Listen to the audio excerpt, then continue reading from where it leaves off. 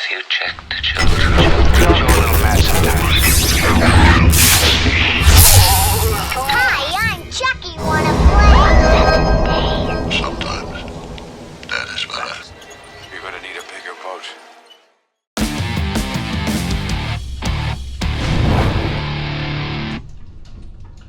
Long days and pleasant nights, fellow travelers along the path of the beam. I am known on this level of the tower as Jaime and Fuego, and if it please you join me here for a bit of palaver on Hail to Stephen King. That is Reezy, and it's obviously a different level of the tower today because, yeah, I'm kind of Fuego Seagal today. You know, we're rocking the back tail of sorts because, yeah, venturing out into this heat, which it's still well over 100 degrees in the deadly desert of Arizona. So, yeah, since I have to venture out here after this video, I am properly prepared already. But, yeah, guys, obviously, bienvenidos and welcome to the horror show. I am very glad to be making a return after kind of a weekly, just kind of break of sorts. There was some aforementioned stuff on the Hail to Stephen King Facebook group that I'm not going to personally go into because, once again, it's personal stuff, and I just needed to kind of clear my head, get my thoughts together, and really more so than anything, we had a great get-together this past weekend for the horror show. Post-birthday thing for me and kind of a pre-birthday thing for Cecil, and we had just about the whole crew together. Susie made a surprise appearance, Marsha,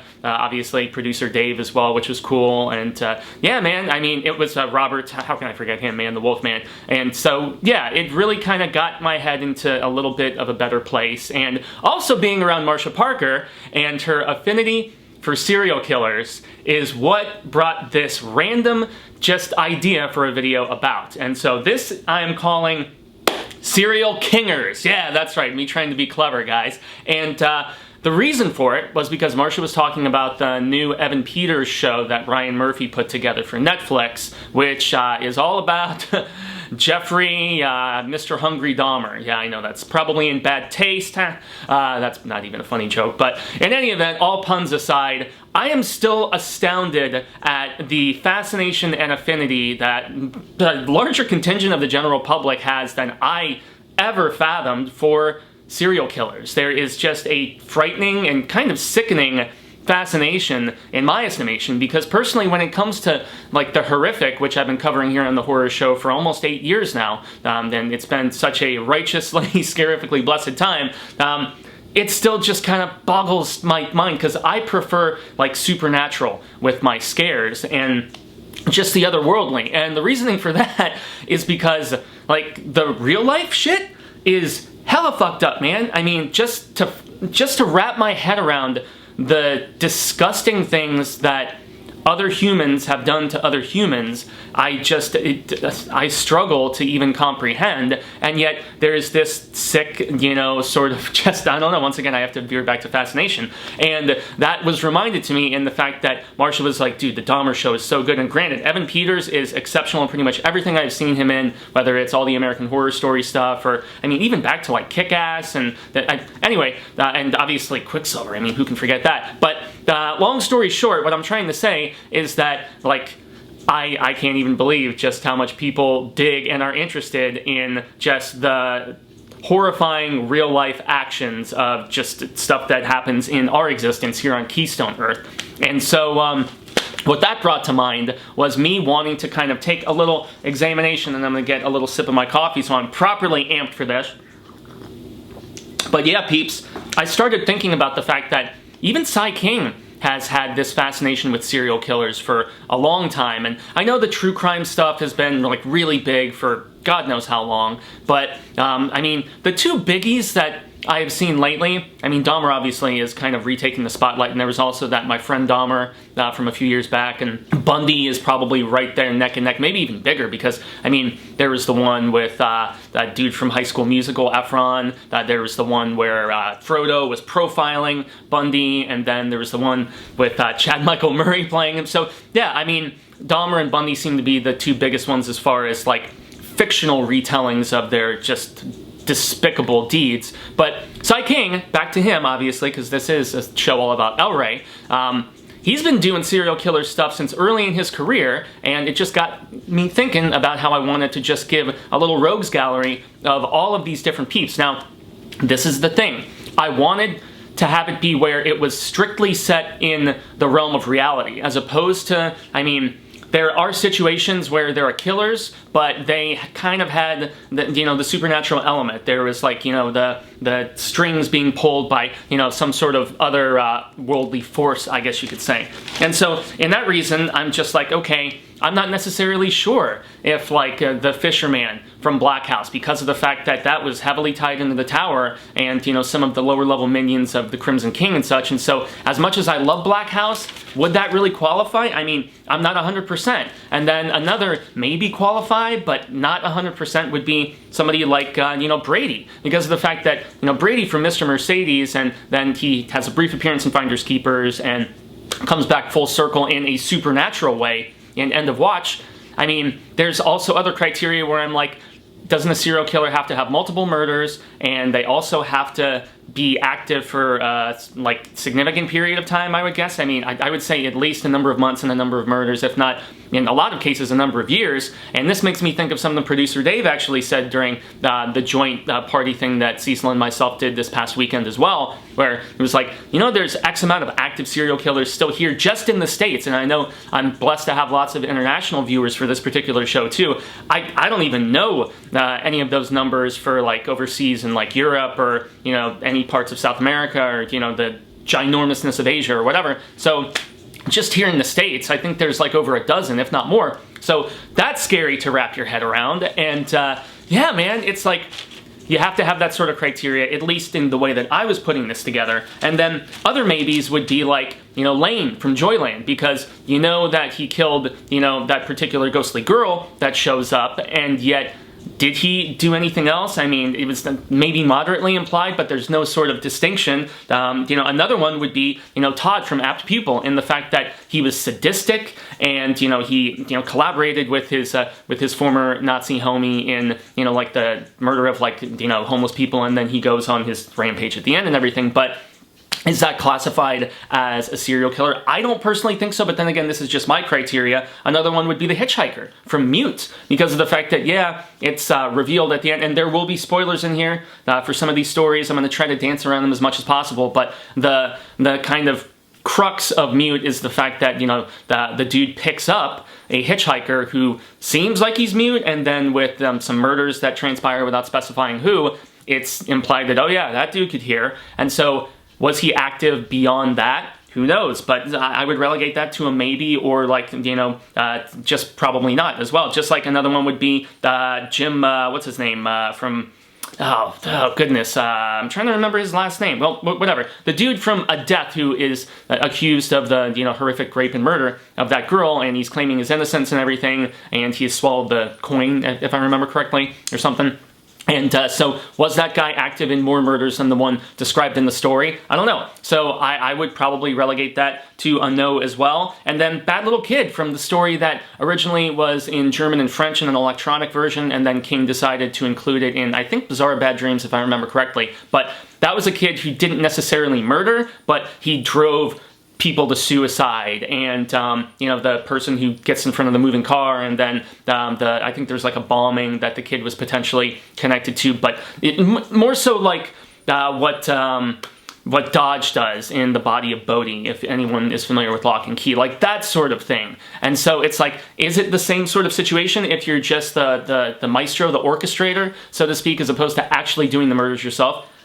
With my criteria, I would say no, but once again, that's just me personally, and then, I will disqualify Gwendy's Magic Feather because of the fact that, yes, it does deal with Gwendy, a Stephen King character from, Button Box and then Final Task, obviously, but since King did not have any part in the writing of that one, where she goes back to Castle Rock and she's trying to track down, it's another serial killer in Castle Rock, the one that we're going to eventually get to here, but yeah, man, I would say since King did not actually write that one himself, yeah, that one will be disqualified, even though it's playing in Stephen King's playground, so to speak.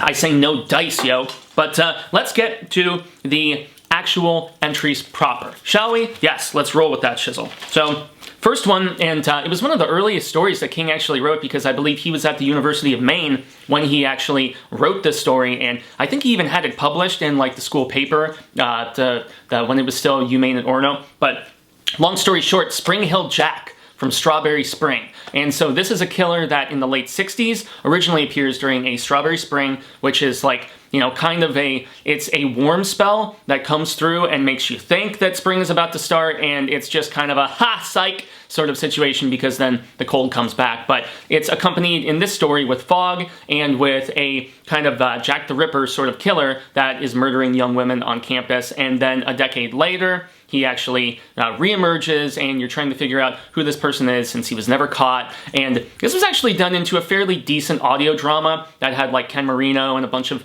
lesser known names, but that's the first that comes to mind because I love Wet Hot American Summer. Very funny comedic actor, Party Down. Ken Marino's the shit, but yeah, he plays, I think, the sheriff in that, if I remember correctly, but it's an audio drama. I believe it's free and available on Audible, so if you feel inclined to track that down. I did do a review of it here when it was initially released on Hail to Stephen King, so that is probably, at least to the best of my knowledge, King's first foray into the realm of the serial killer. And then I'm just trying to make sure that I didn't have any other notes in the backski, and no, I guess I didn't. So, okay.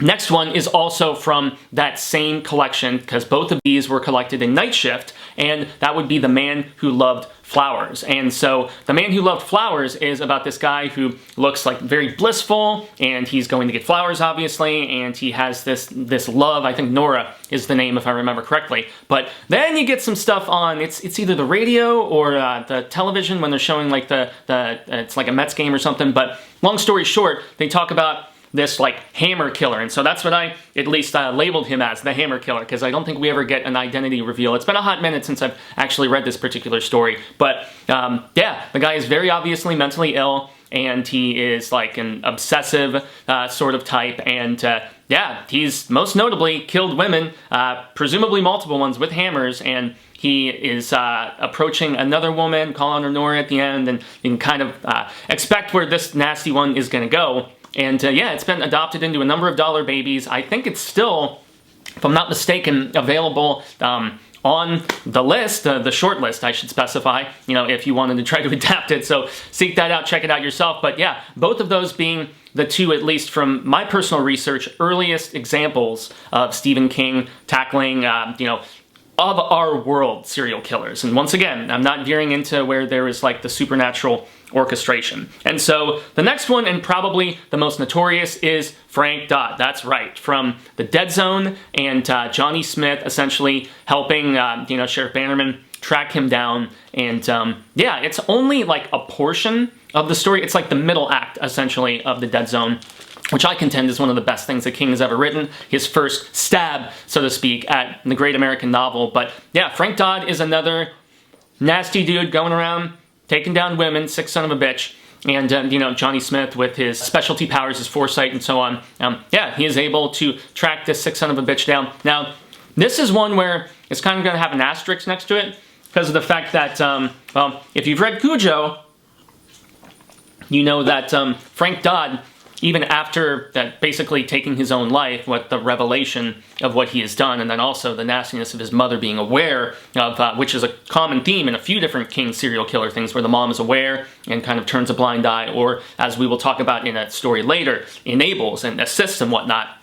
But Dodd turns into like this kind of ghostly evil presence, which is hanging in the closet of the kid whose name I cannot recall, who we know that has, well, his end is different in the movie version compared to the actual print version of Cujo. But yeah, Frank Dodd, even after dying, turns into kind of a ghostly, otherworldly sort of phantomous presence. But yeah, he was really the first fully fleshed out, so to speak, incarnation of a Stephen King serial killer that was just grounded to this world, even if there were slightly supernatural elements associated with Johnny Smith, and his abilities. The fact that Frank Dodd was a killer of this world, so to speak. So next we jump into another one that I think may actually be kind of a bit of a controversial take, in the fact that, so in Dark Tower 2, the Drawing of the Three, the third person that Roland jumps into, being Mr. Deschain, is a killer slash just all-out the nasty terrorizer of sorts named Jack Mort. And just the Terminator descriptions of him at times, the original Terminator, because this was long before T2 came out and we had a sympathetic Arnold. But yeah, Jack Mort is responsible for what happened to Susanna and to just getting pushed in front of this train. And so, yeah, he is somebody who, he is murderous and nasty. He is, like, thrown, you know, like, bricks and stuff off the top of buildings. And so, yes, he is most definitely, at least in my estimation, and the fact that there is the fantastical associated with this story, but still, he is, and even if some may imply that, yes, this was, there was kind of a, you know, pulling of the strings, you know, we didn't have any mention of the Crimson King by this particular point early in the series, but nonetheless, you could kind of tie that back to the influence of, like, bigger evil, possibly, but nonetheless, Jack Mort was active in doing his thing for a while, long before, you know, Roland actually jumped into his body. So that is the next one, at least as far as the publication history of Sai King that I would make mention of. Next up is probably one of the most notorious and one of the most sickeningly celebrated, I would suppose, and that's definitely because of the Kathy Bates performance, and that is Annie Wilkes. And so Annie Wilkes, like, you think she's just an obsessive fan. I'm your #1 fan. Earlier in the story, and maybe she's just kind of gone off the rocker. She was kind of teetering on the edge, maybe, and then when she randomly encounters her, you know, her favorite author and takes him into her home and keeps him captive. But as, you know, as Sheldon starts looking through some of the newspaper clippings and whatnot, because serial killers notoriously like to, you know, keep a collection of, you know, the body of their work, so to speak. No pun intended there either. And, yeah, when you find out the fact that, I mean, from the death of patients to even, like, children and stuff, it's really horrible stuff, and that Annie Wilkes is the epitome of the real-world serial killer, and the fact that she's been active for an extended period of time. In fact, being, you know, captured and accused, and somehow being able to get away with it, despite evidence very obviously pointing to the fact that, yeah, this bitch did this stuff. And so, yeah, Annie Wilkes, I would say, is probably right up there with Frank Dodd as the most notorious and the most well-known of the Sai King-created serial killers, the serial kingers, as I will continue to call them. And now, this is another one. This is very similar to kind of the fisherman aspect in Dark Half, and in Black House. And so I'm talking about George Stark in the Dark Half. Now, you know, Thad Beaumont, this is a character of his creation, and the fact that this character kind of magically manifests itself and then in turn goes on a killing spree. So this is where maybe I should have prefaced when I was saying at the beginning and all of the maybes and maybe nots, so to speak.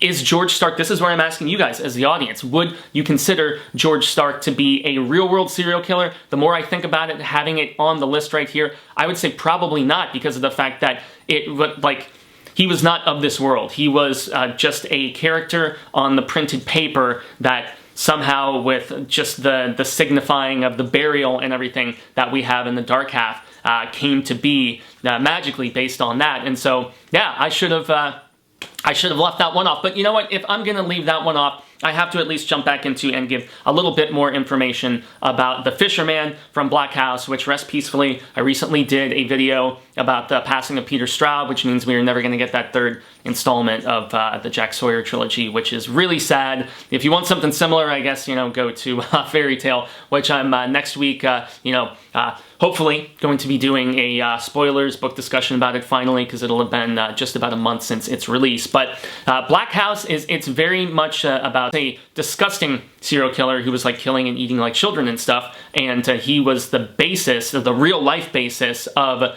the character which is terrorizing this town in Wisconsin, if I remember correctly, that our story takes place in, that a grown-up Jack Sawyer is kind of called out of retirement to sort of assist in the profiling and trying to track down, discover, and apprehend, along with a local law enforcement guy, this disgusting, almost like copycat killer of sorts. Now, once again, the reason that I didn't want to include the Fisherman from Black House in this story proper is similar to my reasoning just now with George Stark, and the fact that there was a otherworldly element as opposed to just a grounded, realistic, just sadistic shit sort of person that was working completely of their own volition. Now, a lot of people, especially of the religious right, like to say that, okay, mental illness, you know, psychosis, whatever, there is a demonic, devilish, otherworldly presence that basically spurs on people like Dahmer and Bundy and Gacy and, you know, the BTK guy and Son of Sam and whoever else you want to talk about. Oh boy, I'm to the Midnight Strangler. I mean, some of these guys, I actually did if anybody is interested in the true crime stuff, I produced a full season of something that you can find wherever all podcasts are discoverable. It was called Profiling Payne, P-A-Y-N-E. And that was with Chris Payne, who is the vocalist of our band Chiron, which is my horror metal band. And he has a big time fascination with all of this stuff. And I was just along the way as kind of the producer slash like sponge and ear to hear all of the factoids. And so we covered a bunch of different really nasty, notorious peeps. And yeah, if you guys have any inclination, track down Profiling Payne, as I mentioned. I believe it's on Podcast One, Apple Pods, all that different stuff, Stitcher. So if you have any inclination, I was a part of that, and it was a lot of fun. It was very interesting. But long story short, yeah, the fact that, yeah, there's a lot of, I don't know, I'm losing my train of thought. But yeah, there's a lot of real life nasties out there, and so that's why I'm going to continue with knocking out the last of these maybes. Well, maybe not, because there's the supernatural element involved, and that's because El Cuco. So the outsiders, shape-shifting serial killer sort of thing, I would relegate to this same sort of sector as George Stark, what eventually happens to Brady in End of Watch, and then also with the fisherman from Black House, in the fact that yes, there is a supernatural aspect to, yes, it's a serial killer in The Outsider. Holly Gibney gets involved again and is working with the law enforcement in Ohio, if I remember, is where at least this story starts out. But adapted, obviously, into an HBO series that a lot of people really dug. But the fact that the supernatural element eventually veers in, that it's not just a, nasty who starts out the story by, killing and violating this baseball boy. The fact that you do realize, and it also kind of ties in with the same sort of thing that happens with the If It Bleeds title story, although that is less of like a serial killer sort of situation. It's a similar sort of being to this El Cuco as far as the shape-shifting aspect and taking on, it's less shapeshifter and more like taking on the look and appearance of someone else, kind of shedding your skin sort of thing. But yeah, for the same reason as I kind of disqualifying George Stark and, the fisherman from Black House, I'm going to have to do the same thing with El Cuco and The Outsider because of the fact that there is that supernatural sense to the storytelling that I think keeps it from being a grounded real-life person, which once again, I will double down on the fact that I find that shit far more frightening and unsettling, at least to me personally. It's why Marcia was like, yeah, the Dahmer show is really good, but I had trouble sleeping after watching it because of the fact that it was just that downright disturbing, okay? So now we jump back into the kind of the lightning round because it's a few short stories and novellas that I had yet to mention as I was like doubling down and re-looking through stuff. I was like, oh yeah, that one, and oh yeah, that one. And so the first one that I'm going to jump into here is Spike the Milkman from Morning Deliveries, and then he's also briefly mentioned in the, Big Wheels, I want to say, which is about the two laundrymen, but this is a pair of short stories, but really the one about Spike the Milkman is called Morning Deliveries, and that's been adapted into a number of, dollar babies as well. But this is about a sadistic milkman who, as we have confirmed by a character named Leo in Big Wheels, yeah, he kills people, and we get kind of a taste of his murderous madness in the Morning Deliveries based on some of the weird shit from spiders to all kinds of horrible stuff that he's like putting into the milk and the food deliveries. I don't see how he could be getting away with this sort of stuff and still continue about his work, but hey man, whatever. This is most definitely an example of a real-world psyching serial killer, and one that I know King at one point was working on a full novel called The Milkman, which was going to explore this character properly in the 80s. This is collected both stories in Skeleton Crew.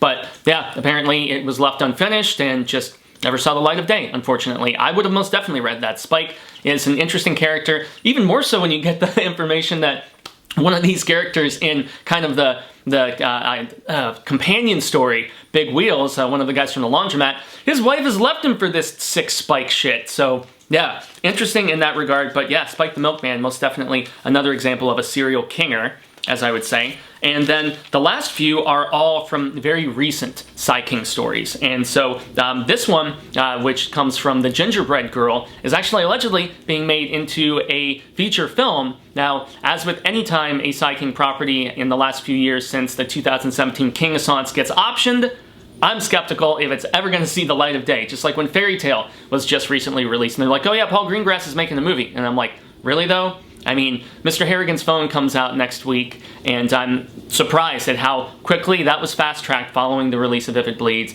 They got some big talent, you know, with, oh boy, his name is Martell, I want to say. Anyway, it's the kid who played Big Bill in 2017's It, and he also had a couple scenes in the 19 Chapter 2 sequel, and he was also great in The Lodge, which, if you haven't seen The Lodge, man, one of the most disturbing horror films that I have seen in recent memory. I believe it was my #1 of the year. I want to say it was 2019 it came out, but in any event, so you've got Jaden Martell, I believe is his name, and then Donald Sutherland. So Netflix and, you know, Blumhouse, Brian Fuller, I think, had something to do with that too. They fast-tracked it, they got it done, and it's coming out on Netflix next week, so stay tuned for that. But, yeah, anything else that gets optioned, until I see it on the screen at this particular point, I'm just like, okay, don't tell me, show me. It's that sort of thing. And yet the Gingerbread Girl is about this woman named Emily who has kind of a bad breakdown with her husband, decides to go down to Florida. She takes up running down the beach, and there's a guy by the name of Jim Pickering who apparently lures nieces, these young girls, to his property, which he is recently returned to. And yeah, he is implied to be like a active serial killer. So I guess this is another one that I would say, as opposed to the maybe or maybe not, this is definitely in the maybe to probably sort of situation based on some things that King implies. Once again, it's been a hot minute since I've read this particular story that, if I recall correctly, is in Just After Sunset, which is an underrated collection of King stories. I love Just After Sunset. If you haven't checked it out, highly recommend it.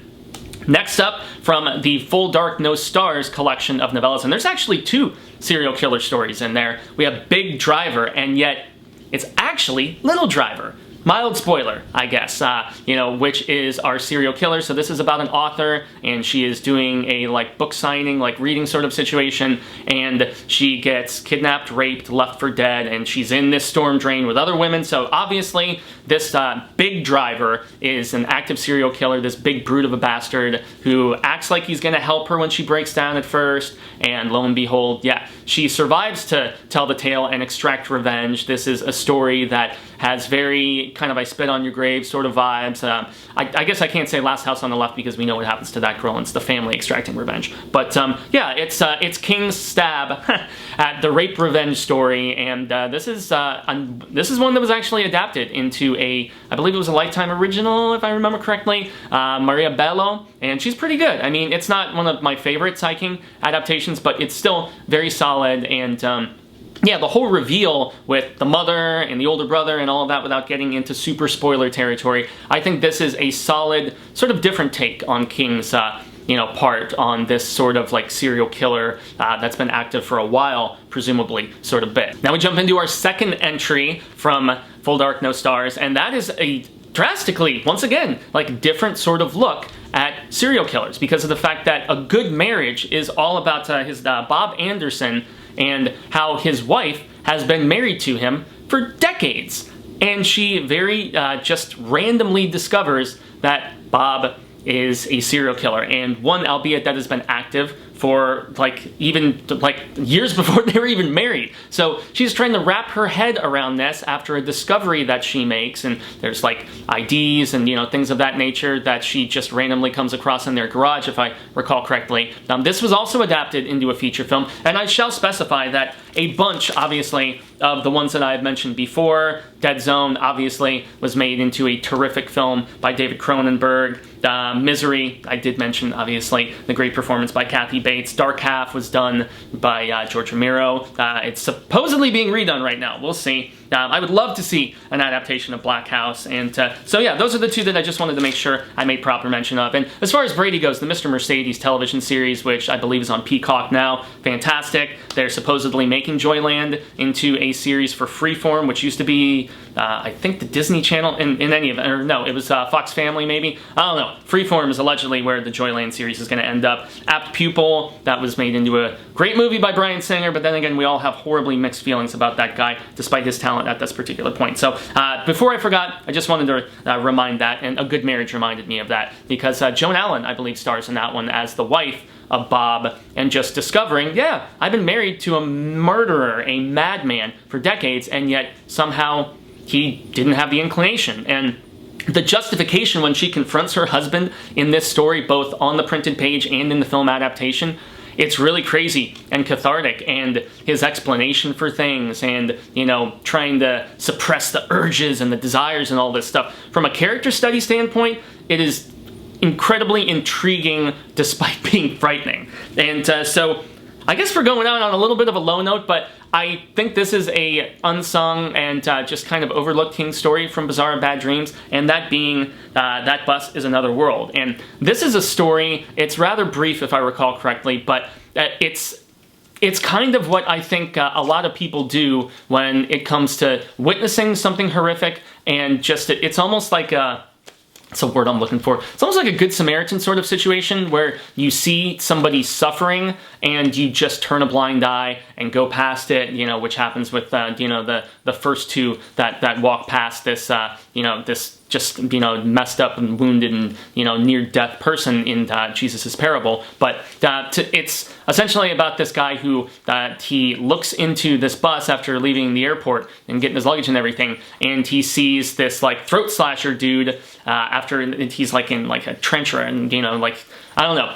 In any event, he's fiddling with a briefcase, and there's this woman that he's seated next to on this bus that our main character just kind of peers and looks over into, and he sees a very quick slash of the throat, and this woman, like, kind of doppels over, and so he's very just, I really pause to say, like, slick and sly about it, but yeah, that's exactly what transpires. And the whole just turning a blind eye to, you know, death and other suffering, and just not want, and our character, if I recall correctly, even starts justifying to himself, like, oh, maybe, like, my eyes deceived me, or it was, like, some sort of, like, vaudevillian sort of pranker, or whatever.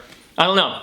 It's basically how we try to justify inaction to ourselves. And so it's a king tale that I think from a significantly deeper level has an intriguing thing to say, and kind of unsettling thing to say about just lack of empathy and sympathy, and just and it has a lot to say about inaction, and how you're like, oh, you know, it'll be too much trouble for me to get involved in that situation because I have important things to go do, and so I'm just gonna try to out of sight, out of mind it, you know, ostrich syndrome, if you don't see it, it doesn't exist sort of bit. So yeah, everybody, is there anything in your estimation from my list of serial kingers? I feel like I was relatively comprehensive and I hit all of the nails on the head, at least with my own personal criteria about the fact that yes, they have to be grounded within this world specifically. And I mean, and also like active for a while. Like I thought about like a Patrick, you know, from It, but then again, it was like, okay, killed a sibling and, you know, tortured small animals and stuff like that. But I mean,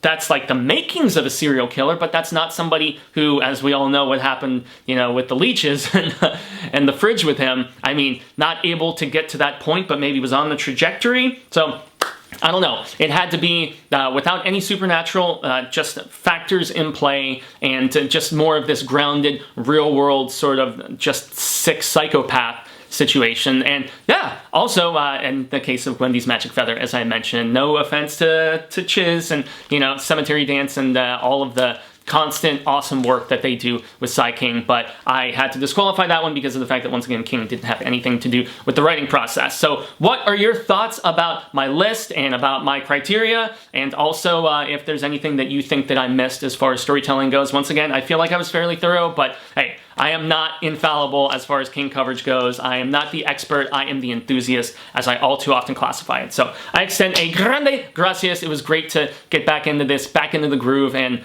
yeah, this was a fun video to research and to get together, and I'm very excited to hear some feedback from everybody here. I have been Jaime and Fuego. You can find me on all social media sectors like Twitter, Instagram, Facebook, on YouTube. I have a bunch of old videos from Infuegotainment, which, yeah, it's been on hiatus for a minute, but yeah, there's been a lot of thought about veering into more of like a print sort of situation, because I've owned the .com for a while. I've had that itch, that inkling to get back into writing as opposed to doing just stuff on video. But I don't know. It's kind of a influx, you know, transition sort of thought process. But obviously here for Hail to Stephen King, there are over 300 episodes of this program that I have had such an awesome opportunity to put together. Like, share, subscribe. You guys know the drill. It is incredibly appreciated if you decide to interact in that regard. Say thank you. And yeah, the Hail to Stephen King Facebook group, as I mentioned, I took about a week or so break from social media. I think I'm going to kind of reemerge at least a little bit. I was back on Twitter this past week, so yeah, I'm going to try to get back into that groove. But sometimes when you have like personal stuff going on, you do just want to shut out all of the noise about that. And sometimes it is great to just get in front of a camera and just express yourself and give your own observations, as opposed to just the rigorousness of trying to stay involved and on top of every bit of news and interact with every single person that may try to reach out to you through social media. I don't know, it is rather demanding at times, and I can see why some just kind of shut it out or need to take breaks. And but yeah, I'm in a much more awesome, well, I don't know if I go as far as saying awesome, but I am in a much better place, and that is good. So I hope all of you are having a great day and that you had fun with this video. And yes, until the wheel of Ka comes around once more, hasta luego, San Amigos, constant readers and viewers alike. Once again, say thank you. I'm hoping we have been well met. We share more of this palaver sooner rather than later. And until then, remember to stay scad and read Stephen King, especially these particular stories, if you want a very dastardly dose of Stephen Kingers.